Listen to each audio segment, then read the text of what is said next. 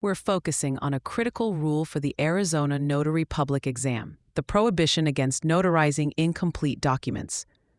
Under Arizona law, specifically Arizona Revised Statutes Section 41-328, a notary public must refuse to perform a notarial act if a document is incomplete or contains blank spaces. The fundamental risk, and the reason this is tested so heavily, is that blank spaces could be fraudulently filled in after the notarization, fundamentally altering the document's terms and potentially harming one of the parties.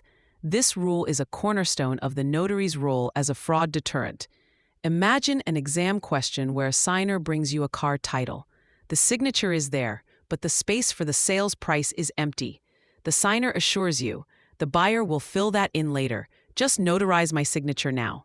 The correct answer is always to refuse the notarization. Your duty is to protect the integrity of the transaction, and an incomplete document represents an unacceptable risk.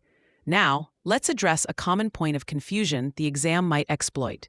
What about spaces that are clearly not applicable? For instance, a form has a section for a spouse's information, but the signer is single. In this situation, the signer should write N.A. or draw a line through the space before you proceed with the notarization. The key is that no substantive blank spaces are left open. The date field is another specific exception.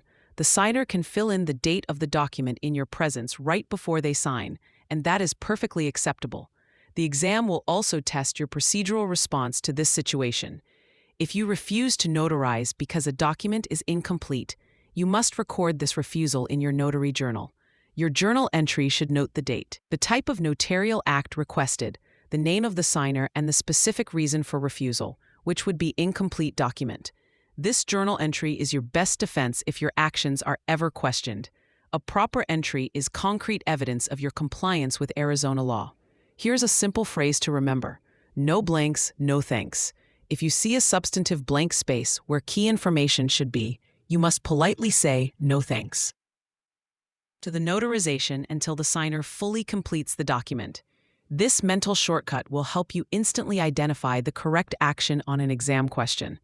On the test, this concept will appear in scenario-based multiple-choice questions.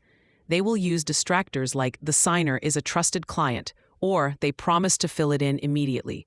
These details are legally irrelevant. Your obligation is absolute. Your only job is to recognize the incomplete document and select the answer choice that reflects refusal until the document is completed.